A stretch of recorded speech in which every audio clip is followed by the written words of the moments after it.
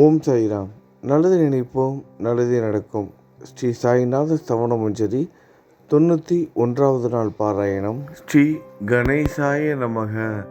எல்லாவற்றிற்கும் ஆதாரமானவனே, மயூரேச்சவரா, எல்லாவற்றிற்கும் சாட்சியாக விளங்குபவனே, கௌரியின் புதல்வனே, எண்ணங்களுக்கு எல்லாம் அப்பாற்பட்டவனே, பெருத்த வயிறுடையவனே, ஸ்ரீ கணபதியே என்னை காத்தருள்வீர். நீ எல்லா பூதகணங்களுக்கும் முதல்வன், தலைவன். எனவே கணேசன் என அழைக்கப்படுகிறாய். நீ எல்லா சாஸ்திரங்களாலும் ஏற்றுக்கொள்ளப்பட்டவன். புனிதமான முகமுடைய பாலசந்திரன், சாரதே, வாக்கின் தெய்வமே, நீ வார்த்தைகளுக்கு எல்லாம் தலைவி, உலகின் உயிரோட்டத்தின் காரணகர்த்தாவே, நீ படைப்பாளிகளின் இறைவி, நீ எப்போதும் இத்தேசத்தின் அணிகலன், எங்கும் நிறைந்து இருக்கும் எல்லையில்லாத சக்தியே, உலகின் தாயே, உன்னை வணங்குகிறேன். பூரண முழுமையான பரபிரம்மே, மகான்களுக்கு பிரியமானவனே, பண்டரிநாதன் உருவில் வெளிப்பட்ட அவதாரமே, நீ அன்பு கடவுள், எல்லையற்ற கருணை உள்ளம் கொண்டவனே, பாண்டுரங்கா நரஹரி. பொம்மலாட்டக்காரன் தன் கையிலுள்ள கயிற்றால் பொம்மைகளை ஆட்டுவிப்பது போல் பிரபஞ்சம் எங்கும் நிறைந்து நின்று உலகை ஆட்டுவிக்கும் ஒரு பொம்மலாட்டக்காரன். உன் மெய்ப்பொருளை உய்த்துணர அறிவியல் ஏடுகளும் புனித நூல்களும் இன்னமும் முயன்று கொண்டுதான் இருக்கின்றன. மெத்த படித்தவர்களுக்கு நீ வெளிப்பட்டதே இல்லை. சக்கரபாணியே, அத்தகைய அறிவற்றவர்கள் வெறும் வார்த்தை ஜாலங்களிலேதான் சிக்குண்டவர்கள். மகான்கள் மட்டுமே உன்னை உணர்வார்கள். மற்றவர்கள் குழப்பமடைந்து உள்ளார்கள். உனக்கு பக்தியோடு கூடிய சாஷ்டாங்க நமஸ்காரத்தை செய்கிறேன். 5 முகங்கள் கொண்ட சங்கரனே, மனித மண்டை ஓடுகளாலான மாலை அணிந்தவனே, நீலகண்டனே, திகம்பர ஓங்கார வடிவானவனே, பசுபதியே, எல்லா நேரங்களிலும் எவருடைய உதடுகள் உன் பெயரை உச்சரிக்கிறதோ அவர்களது உலகியல் துன்பங்கள் உடனடியாக நீங்கிவிடும். ஜடாமுடியை தரித்த சிவனே, உன் நாமத்தின் சக்தி அத்தகையது. உன் பாதங்களை வணங்கி நான் சாயிப்புகளை கூறும் இந்த துதியை எழுதுகிறேன். இந்த அருட்பணி முழுமையடைய எனக்கு அருள்வாயாக நீலகண்டா. இப்போது அத்ரி மகரிஷியின் புதல்வரான தத்தாத்திரேயரையும் குலதெய்வமான இந்திரனையும் துக்காராமையும் எல்லா ஞானிகளையும் பக்தர்களையும் பணிகிறேன். சாயிநாதா, உனக்கு வெற்றி கிட்டட்டும். பாவிகளை கடை தேற்றும் கருணை உள்ளவரே, உங்கள் பாதங்களில் என் தலையை வைத்து வேண்டுகிறேன். உன் பாதுகாப்பை எனக்கருள்வாய். நீ முழுமையான பரபிரம்மம், ஆனந்தத்தின் இருப்பிடம். நீயே விஷ்ணு, மனிதர்களுள் தலை சிறந்தவர். மன்மதனை எரித்த உமையொரு பாகனும் நீயே. நீ மனித வடிவில் தோன்றிய இறைவன், அறிவு என்னும் ஆகாயத்து சூரியன். நீ கருணை கடல், நீ பிறவி பிணிக்கு ஒரு அருமருந்து. நீ ஏழைகளுக்கும் கீழ்த்தட்டு மக்களுக்கும் விரும்பியதை கொடுக்கும் சிந்தாமணிக்கல். நீ உன் பக்தர்களை பரிசுத்தப்படுத்தும் தெய்வம். உலக வாழ்க்கை என்னும் சம்சார கடலில் மூழ்குபவர்களை காப்பாற்றும் ஓடம். நீ அஞ்சுபவர்களின் புகலிடம். நீ இந்த பிரபஞ்சம் தோன்ற முதற் காரணமான பரிசுத்த பேரின்ப பேருணர்வு. நீ கருணையே உருவானவன். உனது பலவிதமான வெளிப்பாடுகளில் இந்த உலகமும் ஒன்று. நீ பிறப்பற்றவன், சாவும் உன்னை தொட முடிவது இல்லை. என் நீண்ட ஆழமான சிந்தனைக்குப் பின் வெளிப்பட்ட கருத்தே இது. பிறப்பு இறப்பு என்பவை அஞ்ஞானத்தால் தோன்றும் வெளிப்பாடே. மகாராஜா, நீங்கள் இறப்பும் பிறப்பும் மற்ற சுதந்திர பறவை. தண்ணீர் நீரூற்றாக தோன்றினால் அதன் ஆதாரம் அங்கு இருப்பதாக அர்த்தமா? ஏற்கனவே அங்கு அது நிரம்பி இருந்தது. பூமியின் உள்ளே இருந்தது, ஊற்றாக வெளியே வந்தது, அவ்வளவுதான். மணற்படுகையில் நீர் ஊற்றாக வெளிப்பட்டதும் அது நீரோடை என்ற பெயர் பெற்றது. அதன் சரியான பெயர் ஊற்று. தண்ணீர் இல்லாவிட்டால் அது வெறும் மணற்படுகையே. அந்த மணற்படுகையில் தண்ணீர் ஊற்றாக வெளிவந்தாலும் அல்லது வற்றிப் போனாலும் தண்ணீருக்கு அதனால் ஒன்றுமாவது இல்லை. ஏனென்றால் தண்ணீர் அந்த மணற்படுகைக்கு எந்தவிதமான முக்கியத்துவமும் கொடுப்பது இல்லை. ஆனால் அறியாமையால் மணற்படுகையோ நீர் நிரம்பி இருந்தால் அது பெருமைப்பட்டு கொள்கிறது. ஆகையால் நீர் வற்றியவுடனே அது மிகவும் மன வருத்தம் அடைகிறது. இந்த மனித உடலும் ஒரு விதத்தில் அந்த மணற்படுகை போன்றதே. புனித பேரின்ப நிலையை அந்த நீரூற்றின் தூய தண்ணீருக்கு ஒப்பிடலாம். இம்மாதிரி எண்ணற்ற மணல் படுகைகள் இருந்தபோதிலும் அவற்றில் உள்ள நீர் பேருணர்வு எனப்படும் சைதன்யம் மட்டும் மாறுபடுவதே இல்லை. கருணை உள்ளவரே, நான் உங்களை ஆதியும் அந்தமும் இல்லாதவன், பிறப்பற்றவர் எனக் கூறுவேன். அறியாமை என்னும் மலையை உடைக்க உதவும் இந்திரனின் கையில் இருக்கும் வஜ்ர ஆயுதம். இதுவரை இந்த பூமியில் எத்தனையோ எண்ணற்ற உயிரினங்கள் தோன்றியுள்ளன. இப்போதும் தோன்றிக் கொண்டுதான் இருக்கின்றன. வருங்காலத்தில் மேலும் எண்ணற்ற உருவங்கள் தோன்றத்தான் போகின்றன.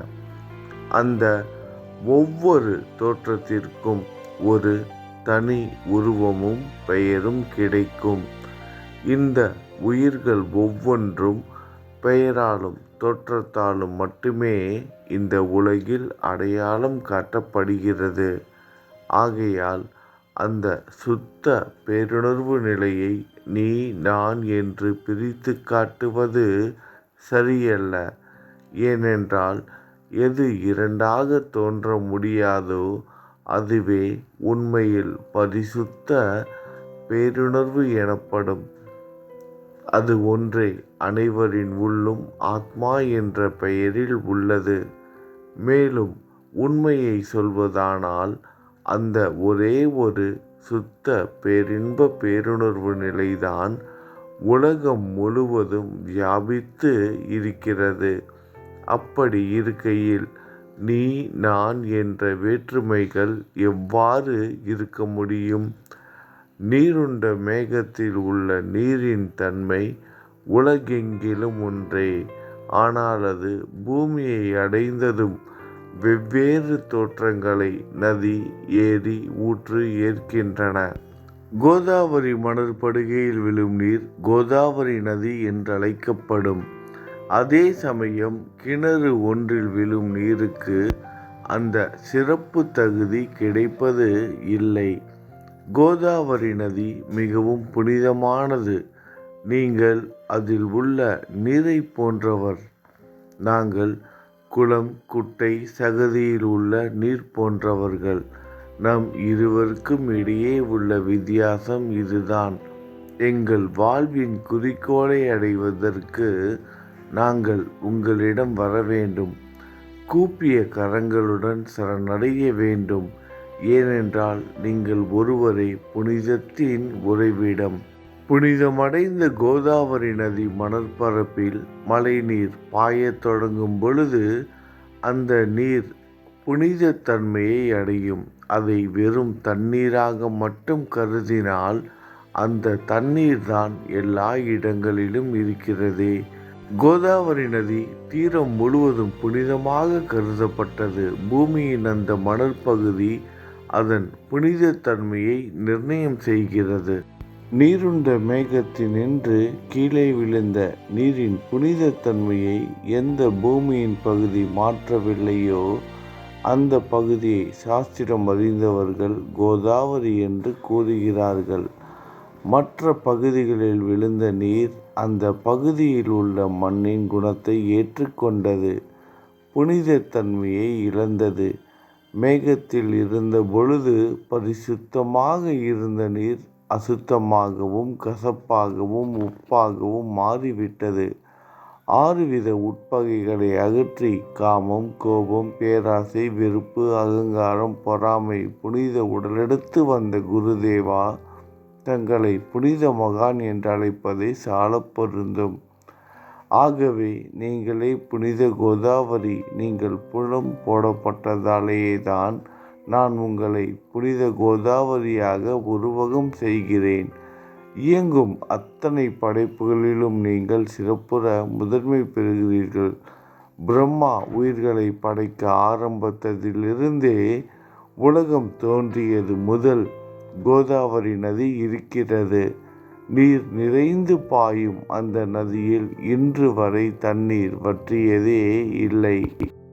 ராவணனின் எதிரியான ராமர் கோதாவரி நதியின் கரைக்கு வந்தபோது ஓடிக்கொண்டிருந்த தண்ணீர் இன்று வரை அதே இடத்தில் எப்படி இருக்க முடியும் என்று சற்றே யோசித்து பாருங்கள். கோதாவரி நதியின் மணற்படுகை மட்டும் அதேதான். தண்ணீர் கடலை சென்றடைந்து விட்டது. ஆனால் அந்த கோதாவரி நீர்ப்படுகையுடன் புனிதத்தன்மை மட்டும் என்றுமே மாறாமல் இன்று வரை அப்படியே உள்ளது. ஒவ்வொரு வருடமும் பழைய நீர் வெளியேறி புதிய நீர் அதற்குள் பாய்கிறது. உங்களுக்கு தெரிந்த வாழ்க்கை நீதிதான் அது. ஒரு நூற்றாண்டை ஒரு ஆண்டாக கணக்கிட்டால் அந்த நூற்றாண்டில் தோன்றிய முனிவர்கள் பாயும் நீரை போன்றவர்கள். அவர்களில் மிகப்பெரிய மகான்கள் அந்த நீரில் தோன்றும் அலைகள் போன்றவர்கள். இந்த புனித கோதாவரி நதியில் முந்தைய நூற்றாண்டுகளில் சனதர், சனந்தனர் போன்ற மகான்கள் வெள்ளமாக தோன்றினார்கள். பிறகு நாரதர், தும்புரு, துருவன், பிரகலாதன், மகாபலி சக்கரவர்த்தி, சபரி, அங்கதன், வாயுகுமாரனான அனுமான், விதுரர், கோபர்களும் கோபியர்களும் வெள்ளமாக தோன்றினர். இவ்வாறு இன்று வரை கடந்த நூற்றாண்டுகள் ஒவ்வொன்றிலும் ஒன்றன் பின் ஒன்றாக மகான்களாகிய வெள்ளம் தோன்றியது. சாயிநாதா, இந்த நூற்றாண்டில் புனித கோதாவரி நதியில் சந்தேகத்திற்கு இடமில்லாமல் நீங்கள் வெள்ளமாக பாய்ந்தீர்கள். எனவே உமது தெய்வீகமான பாதங்களை வணங்குகிறேன் மகாராஜா. நான் செய்யும் தவறுகளை உங்கள் கவனத்தில் வைத்து கொள்ள வேண்டாம் என மன்றாடி கேட்டுக்கொள்கிறேன். நான் ஒரு எளியவன், அறியாதவன், தீய குணங்கள் கொண்ட மிகப்பெரிய பாவி. என்னை புறம் தள்ளி விடாதீர்கள், கைவிட்டு விடாதீர்கள். மட்டமான உலோகத்தையும் தங்கமாக மாற்றும் சக்தி கொண்ட ரசவாத கல் இரும்பினுடைய இயற்கையான தன்மைகளை பொருட்படுத்துவது இல்லை. கோதாவரி நதி தன்னுள் கலக்கும் சிறு ஓடைகளை திருப்பி அனுப்புவது இல்லை. அநேக தீய குணங்களை என்னுள் கொண்டவன் நான். உங்களது கருணை மிகுந்த பார்வையால் அவற்றை சடுதியில் அழித்து விடுங்கள். இது மட்டும்தான் உங்கள் அடிமையான தாஷ்கனுவின் வேண்டுகோள். ரசவாத கல்லின் தொடர்பு ஏற்பட்டும் இரும்பின் இயற்கை தன்மைகள் அளிக்கப்படாவிட்டால் குருதேவா, அது ரசவாத கல்லின் பெருமைக்கு இழுக்கு அல்லவா? என்னை பாவியாகவே இருக்கும்படி விட்டுவிடாதீர்கள். தங்களை குறைவாக மதிப்பிட்டு கொள்ளாதீர்கள். நீங்கள் ரசவாதக்கல், நான் இரும்பு. எனக்கு ஏற்படும் இழிவுகள் தங்களுக்கு ஏற்படும் இழிவுகள் அல்லவா? ஒரு குழந்தை தவறுகள் செய்து கொண்டேதான் இருக்கிறது. ஆனால் அதற்காக தாயார் கோபமடைவது இல்லை. இதை தாங்கள் நினைவில் வைத்து கொண்டு எனக்கு உங்கள் அருளாசிகளை தாருங்கள். சத்குரு சாயிநாதா, நீங்கள் எனது கற்பக விருட்சம், சம்சார கடலை கடக்க உதவும் கப்பல். சந்தேகத்திற்கு இடமின்றி நீங்கள் ஒருவர் மட்டுமே என்னை கடை தேற்ற முடியும்.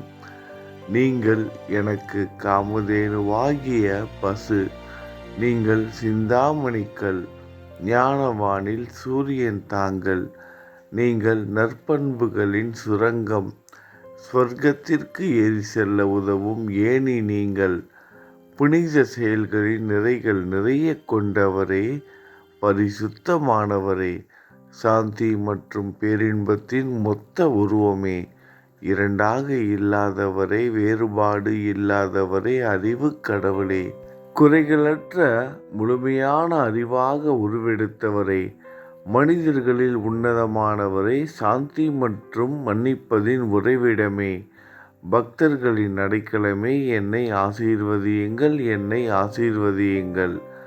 சத்குரு மச்சீந்திரநாதர் நீயே. சிவன் நெற்றிக்கண்ணை திறந்தவுடன் அந்த அக்னியில் தோன்றிய மகாத்மா ஜாலந்தரும் நீயே. நீங்கள் மகாராஷ்டிராவில் தோன்றி பக்தி மார்க்கத்தை பரப்பிய ஞானிகள் நிவர்த்திநாதர், ஞானேஸ்வரர், கபீர்தாசர், ஷேக் முகமது ஏகநாதர். நீங்கள் போதவா தத்தகுருவின் குரு நீங்களே. பண்டரிநாதரின் அடியவர் சாவதா மாலி.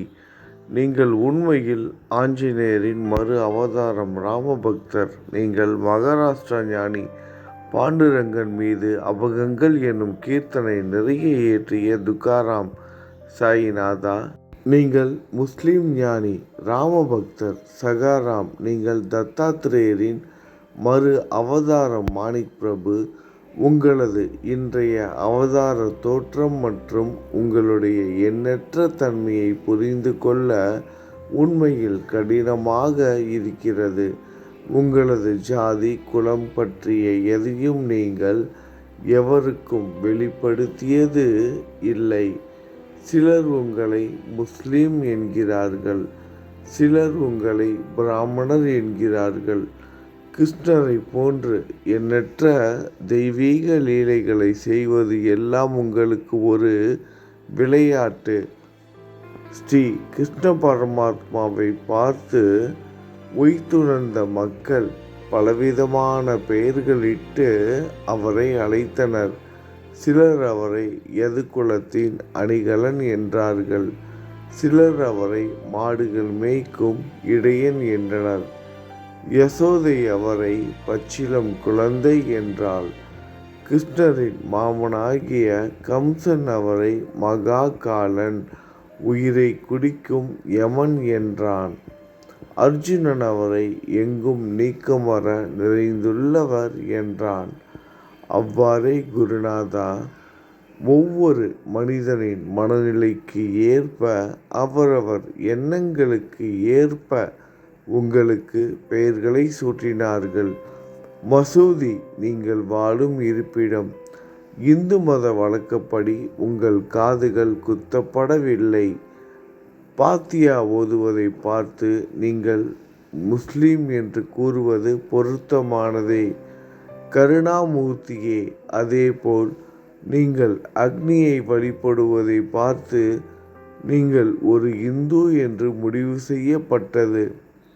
இந்த வெளிப்புற வித்தியாசங்களை வீண் விவாதம் செய்யும் எண்ணம் கொண்டவர்களே விரும்புவார்கள். உண்மையான ஞானத்தில் ஆர்வம் கொண்டவர்கள் இந்த வெளிப்புற வேறுபாடுகளுக்கு முக்கியத்துவம் தரமாட்டார்கள். நீங்கள் பிரம்மத்தின் நிலையில் இருக்கிறீர்கள். ஜாதி குலம் போன்றவை உங்களுக்கு முக்கியமில்லை. நீங்கள் எல்லோருக்கும் மேலான உயர்ந்த குருவாகவும் இந்த பிரபஞ்சத்தை படைத்தவராகவும் இருக்கிறீர்கள். முஸ்லிம் இந்துக்களுக்கு இடையே பகைமை உணர்வு ஏற்பட்டதால் அவர்களுக்கு இடையே இணக்கமான உறவையும் ஒற்றுமையையும் ஏற்படுத்துவதற்காகவே நீங்கள் மசூதியில் அமர்ந்து அக்னி வழிபாட்டை நடத்தி உங்கள் லீலைகளை பக்தர்களுக்கு காட்டினீர்கள். நீங்கள் ஜாதி மதங்களுக்கு அப்பாற்பட்டவர். நீங்கள் பிரம்மமே. உண்மையில் அதுவே பிரம்மமே நீங்கள்தான். நீங்கள் உண்மையில் எண்ணங்களுக்கும் அப்பாற்பட்டவர்.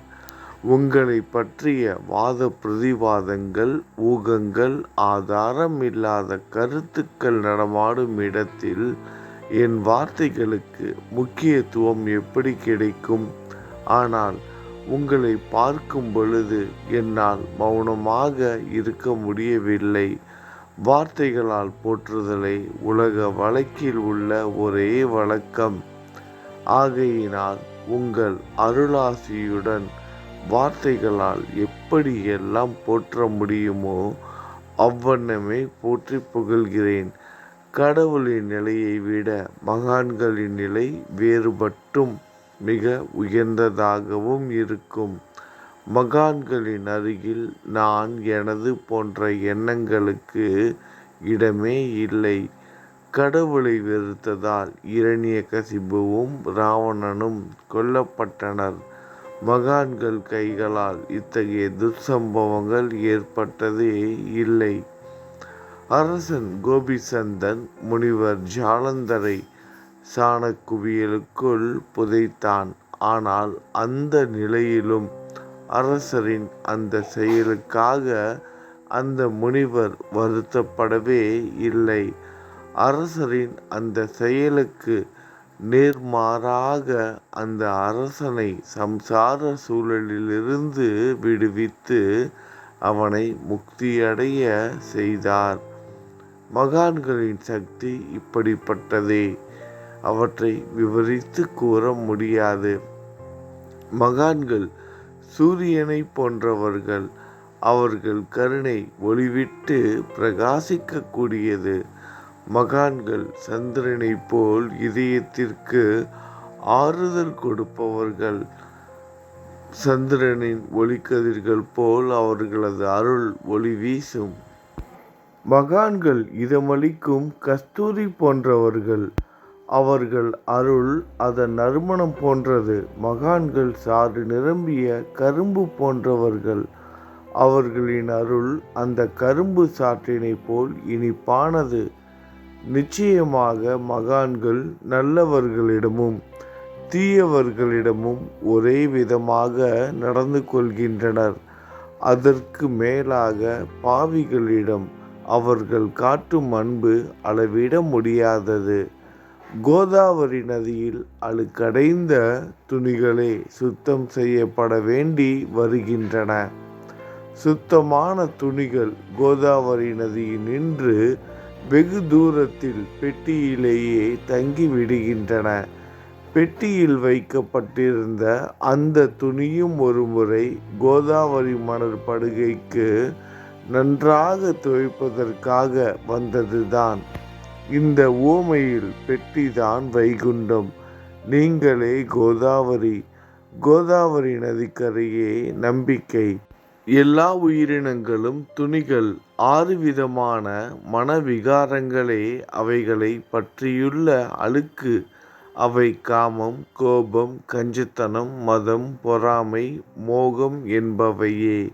தங்கள் பாதார விந்தங்களை வணங்குவதே கோதாவரியில் செய்யப்படும் புனித குளியல். எல்லா பாவங்களையும் மன அழுக்குகள் போக்கி சமர்த்தரே எங்களை சுத்தப்படுத்தும். சம்சார வாழ்க்கையில் சுழலும் மக்களாகிய நாங்கள் மேலும் மேலும் பாவம் செய்கிறவர்களாக இருக்கிறோம். எனவே மகான்களின் தரிசனம் பெறுவதற்கு நாங்கள் தகுதியுடையவர்கள் ஆகிறோம். கோதாவரி நதியில் தண்ணீர் நிரம்பி உள்ளது. படித்துறையில் துவைப்பதற்காக துணிகள் வருகின்றன. அவை துவைக்கப்பட்டு சுத்தப்படுத்தப்படாவிட்டால் அது கோதாவரி நதிக்கல்லவா இழுக்கை தேடித்தரும். நீங்கள் அடர்ந்த இலைகளுடன் கூடிய நிழலையும் குளிர்ச்சியையும் தரும் மரம். உண்மையில் நாங்கள் வழிப்போக்கர்கள். எங்களை 3 வித துக்கங்கள், இயற்கை இடர்பாடுகளால் வரும் துன்பங்கள், நமது உடலுக்கு வரும் நோய் நொடிகள், அஞ்ஞானத்தால் நிரம்பிவிடும் பாவ மூட்டை எனப்படும் வெயில் சுட்டெரிக்கின்றன. கருணாமூர்த்தியே, அந்த சுட்டெரிக்கும் 3 வித தாபங்களின் வெப்பத்திலிருந்து எங்களை காப்பாற்றும். தங்கள் அன்பு மிகுந்த கருணை என்னும் குளிர் நிழல் இந்த சம்சாரம் என்னும் வாழ்க்கை கடலை கடக்க உதவும் தன்மை கொண்டது. மரத்தின் அடியில் அமர்ந்தும் ஒருவன் சூரியனின் சுட்டெரிக்கும் வெப்பத்தை உணர்ந்தால் அந்த மரத்தை நிழல் தரும் மரம் என்று கூற முடியுமா? பாருங்கள், உங்கள் அருளின்றி இந்த உலகில் நல்லது என்பது ஏற்படுவது இல்லை. எனவே தர்மத்தை நிலைநிறுத்துவதற்காக சேஷசாயி பாம்பு படுக்கையில் இருப்பவனை அர்ஜுனனுக்கு நண்பனாக, வழிகாட்டியாக மற்றும் ஆன்மீகவாதியாக மாறினார். சுக்ரீவனின் அன்பினாலேயே விபீடனன் அரசன் ராமனின் நட்பை பெற்றான். ஸ்ரீ ஹரியும் மகான்கள் மூலமாகத்தான் பெருமை பெற்றார். பிரம்மம் உருவமற்றது. எனவே வேதங்களால் அதை வர்ணிக்க முடியவில்லை. பூமியில் அதை மனித உருவில் தோன்ற வைத்து மகான்கள் அதன் உருவமற்ற தன்மையை மாற்றினர். தாமாஜி என்ற பக்தருக்காக பாண்டுரங்கனை ஒரு தாழ்த்தப்பட்ட குலத்தில் பிறக்க வைத்தார். சோகமேளா தாழ்த்தப்பட்ட குலத்தில் பிறந்தவர் என்ற பக்தருக்காக உலகின் தெய்வமாகிய இறைவனை இறந்த எருமைகளின் உயிரற்ற உடல்களை எடுக்க வைத்தார். மகான்களின் மகாராஷ்டிர ஞானி ஏக்நாத்திடம் பாண்டுரங்கன் வேலையாளனாக மாறு வேடத்தில் தண்ணீர் சுமந்தார். மகான்களின் பெருமையை உணர்ந்த இறைவன் தண்ணீர் சுமந்து உழைத்தார். உண்மையில் மகான்கள் எல்லாவற்றையும் தாங்கும் சக்தியும் சச்சிதானந்த பிரபுவுமாகிய இறைவனின் எஜமானர்களே. இறைவனை விட மகான்கள் பெருமை பெரியதல்லவா? இதற்கு மேலும் சொல்வதற்கு எதுவும் இல்லை. நீங்களே என் தாயும் தந்தையும் ஷீரடி கிராமத்தில் வசிக்கும் சத்குரு சாயிநாதா.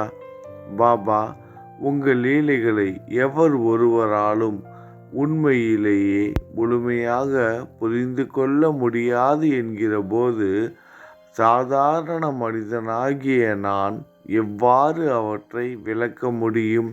கூறுங்கள். எல்லா உயிரினங்களையும் காப்பாற்ற நீங்கள் ஷீரடிக்கு வந்து இருக்கிறீர்கள்.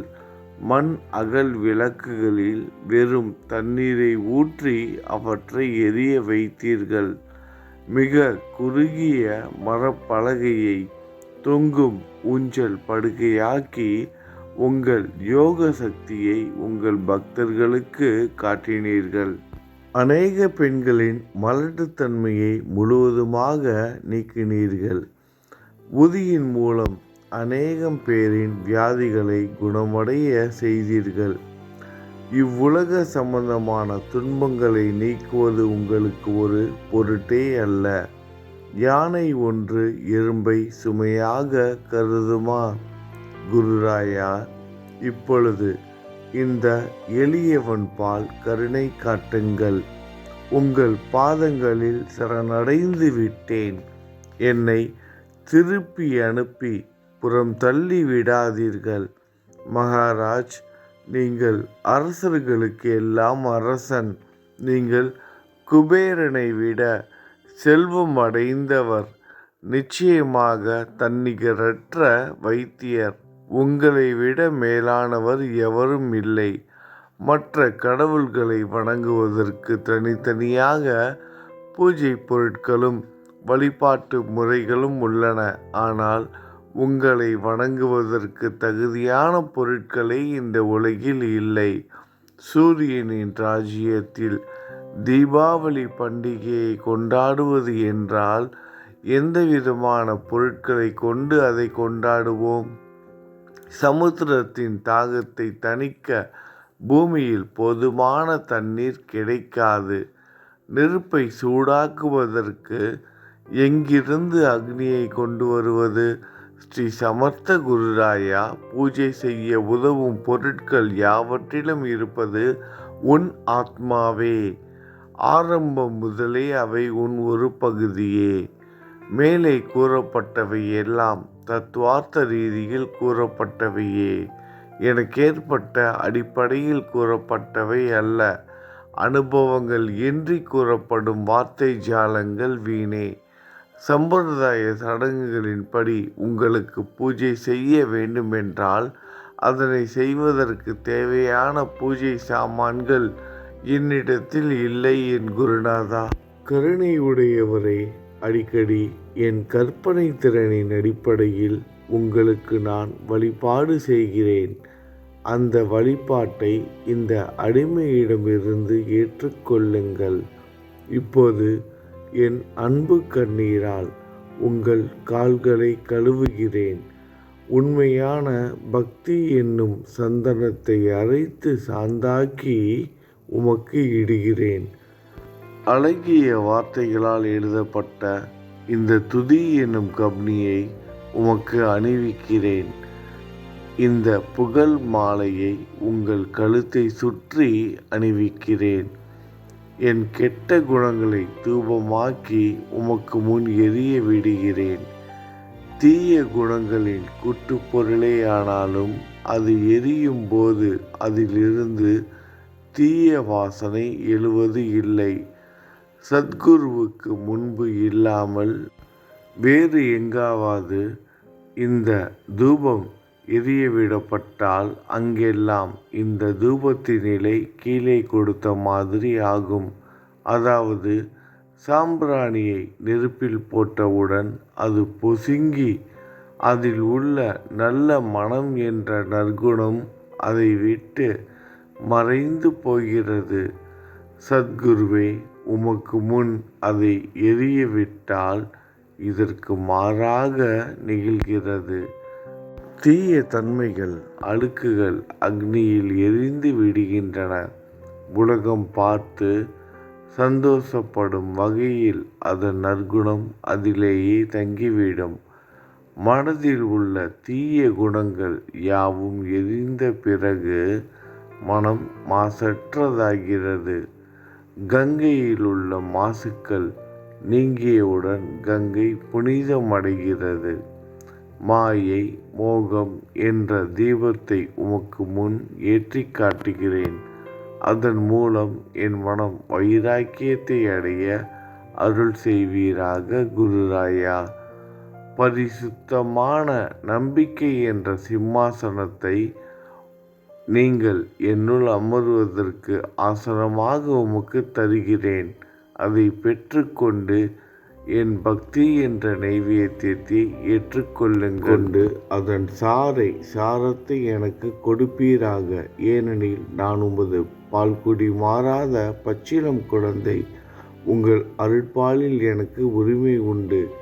என் மனதையே உமக்கு தட்சணையாக கொடுக்கிறேன். ஆகையால் நான் செய்யும் காரியங்கள் யாவற்றிலும் நான் செய்பவன் என்று நான் உரிமை கொண்டாட முடியாது. ஏனென்றால் நினைக்கும் மனதை தான் உமக்கு அர்ப்பணித்து விட்டேனே. இப்பொழுது பணிவுடன் கூடிய பிரார்த்தனையோடு உங்களை சாஷ்டாங்க நமஸ்காரம் செய்கிறேன். தெய்வீக சாயிநாதா, தயவு செய்து நீங்கள் அதை ஏற்றுக்கொள்ளுங்கள். 8 பிரார்த்தனைகள். சாயிநாதா, சாந்தமான மனமுடையவரே, அறிவின் சிகரமே, அன்புள்ளம் கொண்டவரே, கருணை கடலே, உண்மையின் உறைவிடமே, மாயை என்னும் இருளை அகற்றுபவரே, ஜாதி மதங்களுக்கு அப்பாற்பட்ட துறவியே, எங்களின் புரிந்து கொள்ளும் திறமைக்கும் அப்பாற்பட்டவரே, அன்பின் இருப்பிடமே, ஷீரடிநாதா, என்னை காப்பாற்றும். ஞான சூரியனே, ஞானத்தை அளிப்பவரே, எல்லாவித நல்ல செயல்களையும் செய்பவரே, பக்தர்களின் மனங்களில் ஒளிரும் பரமஹம்சரே, தங்களை சரணடைந்தவர்களை காப்பவரே, படைக்கும் தொழில் புரியும் பிரம்மாவே நீங்கள், காக்கும் கடவுள் விஷ்ணுவே நீங்கள், 3 உலகங்களையும் பூவுலகம், சொர்க்கம், நரகம் கடைசியில் லயமடைய செய்யும் ருத்திரனும் சிவன் நீங்களே. நீங்கள் இல்லாத இடமே இந்த பூமியிலேது. எல்லாம் அறிந்த இறைவன் நீங்கள். எங்கள் அனைவரின் இதயங்களிலும் வசிப்பவரும் நீங்களே. எனது எல்லா குற்றங்களையும் மன்னிக்க வேண்டும் என வேண்டி கேட்டுக்கொள்கிறேன். அலை அலைகளாக வரும் சந்தேகங்களையும் மன மயக்கங்களையும் போக்குவீராக. நீங்கள் பசு, நான் புதிதாக பிறந்த இளம் கன்று. நீங்கள் சந்திரன், நான் சந்திர காந்தக்கல். தங்கள் பாதங்கள் கங்கை நதி. புண்ணியத்தை தருவதால் பணிவுடன் இந்த அடிமை உங்களுக்கு தலை வணங்குகிறேன். உங்கள் கைகளை என் தலைமீது வைத்து ஆசி கூறுங்கள். கவலைகளும் துன்பங்களும் பறந்தோடட்டும். நான் உங்கள் அடிமை. இந்த 8 துதிகளையும் கூறி நான் உங்களை சாஷ்டாங்கமாக நமஸ்கரிக்கிறேன். எனது பாவங்கள், துயரங்கள், ஏழ்மை யாவும் உடனடியாக விலகட்டும். நீங்கள் பசு, நான் இளம் கன்று. நீங்கள் தாய், நான் உங்கள் குழந்தை. என் மீது கடுமை காட்டாதீர்கள். நீங்கள் மேற்கு தொடர்ச்சி மலைப்பகுதி, மலையகிரியில் உள்ள சந்தனம். நான் முள் அடர்ந்த புதர். நீங்கள் புனிதமான கோதாவரி நீர். நானோ பெரும் பாவி. குருநாதா, உங்கள் தரிசனம் கிடைத்த பிறகும் என்னிடம் உள்ள கெட்ட குணங்கள் என்ற அழுக்கு என் மனதிலேயே தங்கி இருக்குமானால் உங்களை சந்தனம் என்று யார் கூறுவார்கள்? கஸ்தூரியின் அருகாமையில் உள்ள மண்ணும் உயர்வாக போற்றப்படுகிறது. மலரின் தொடர்பினால் தானே அதன் நாரும் தலையில் உயர்ந்த இடத்தை பிடிக்கிறது. மகான்களும் அப்படிப்பட்டவர்களே. அவர்களுடன் தொடர்புடைய எந்த பொருளும் மிகவும் உயர்வாக மதிக்கப்படுகிறது. சிவபெருமான் விபூதி, லங்கோடு, நந்தி ஆகியவற்றை ஏற்றுக்கொண்டதால் 8 திக்குகளிலும் அந்த பொருட்கள் புகழப் பெறுகின்றன. இடையர்களை மகிழ்விப்பதற்காக யமுனை நதிக்கரையில் உள்ள பிருந்தாவனத்தில் உலகிற்கெல்லாம் இறைவன் தகிகாலா உரியடி விளையாட்டு என்ற விளையாட்டை விளையாடினான். அதுவும் அறிவுடையோர் மத்தியில் ஏற்றுக்கொள்ளப்பட்டது. ஆகவே நான் பாவியான போதிலும் உங்கள் சேவையில் ஈடுபட்டு உள்ளேன். குருநாதரே, என் நிலைமையை பற்றி உன் மனதில் எண்ணிப் பாரும்.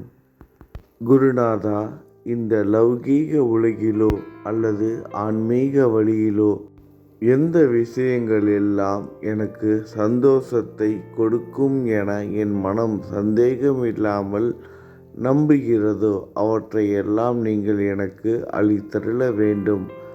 உமது கருணையால் இந்த மாதிரி செய்துவிடும். எனது மனதை அடக்கிவிடுங்கள். சமுத்திரங்கள் எல்லாம் தித்திப்பாக மாறினால் பிறகு அவை உப்பு கரிக்குமே என்ற பயம் தோன்றாதே. சமுத்திரத்தை தித்திப்பாக்கும் சக்தி உங்களுக்கு உண்டு. ஆகையால் தான் எனது இந்த வேண்டுகோள். தயவு செய்து இந்த வேண்டுகோளை நிறைவேற்றும்.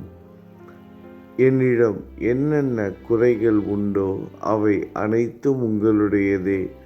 ஆத்ம ஞானம் பெற்றவர்களில் முதலிடத்தில் உள்ள உங்களிடம் குறை என்பதே பொருந்தாதே.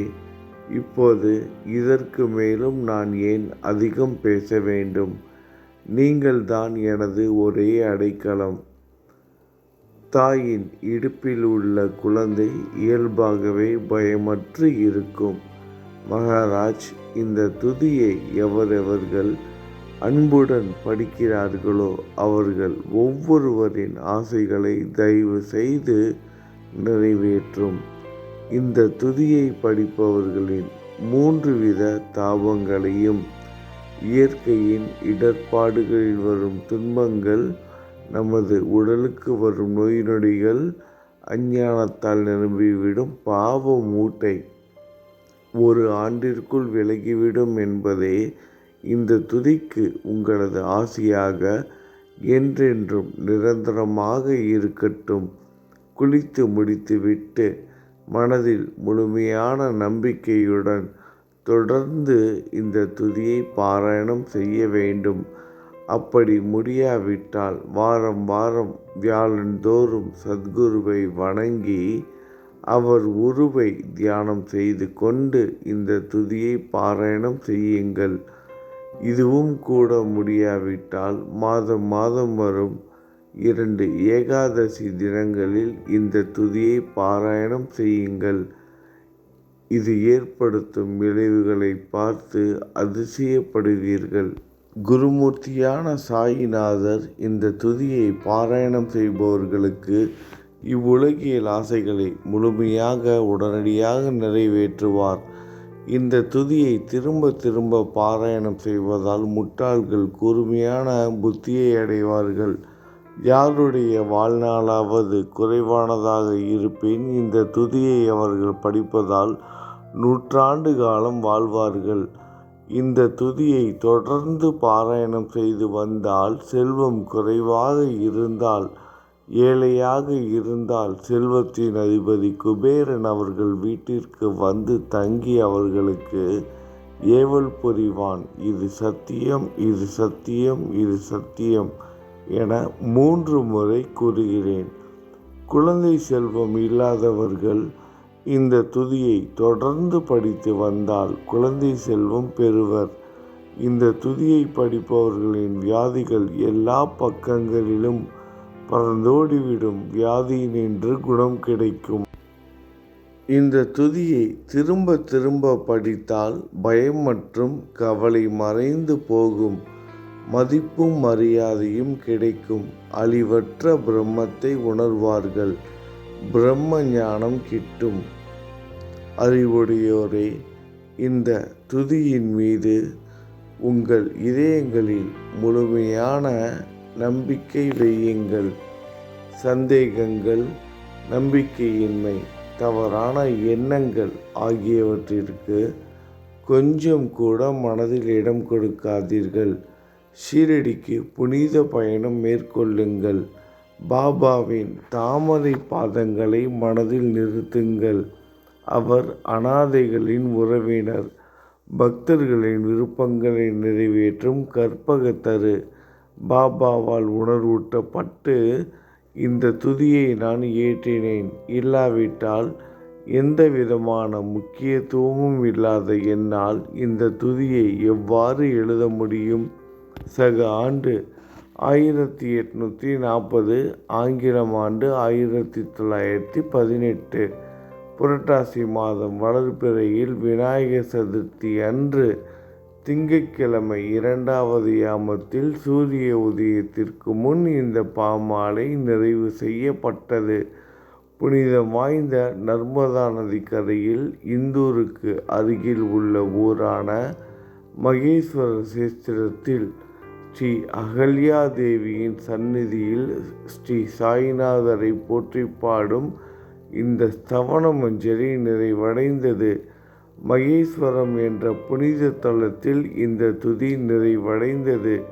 ஸ்ரீ சாயிநாதர் என் மனதிற்குள் புகுந்து இந்த துதியின் ஒவ்வொரு வார்த்தையையும் என்னை கூற வைத்தார். எனது சீடன் தாமோதரன் இதை நான் கூற கூற எழுதினான். தாஸ்கனுவாகிய நான் எல்லா ஞானிகள் மற்றும் துறவிகளின் வேலையால் எங்கும் மங்களம் பொங்கட்டும். ஸ்ரீ சாயிநாதரை போற்றி பணிவுடன் எழுதப்பட்ட இந்த ஸ்ரீ சாயிநாத ஸ்தவன மஞ்சரி என்ற துதி பாராயணம் செய்பவர்கள் சம்சார கடலை கடக்க உதவட்டும். இது ஸ்ரீ பாண்டுரங்கனுக்கு தாஸ்கனுவின் நம்பிக்கை மற்றும் பணிவோடும் கூடிய பிரார்த்தனை. நல்லது நினைப்போம், நல்லது நடக்கும். ஓம் சாய்ராம்.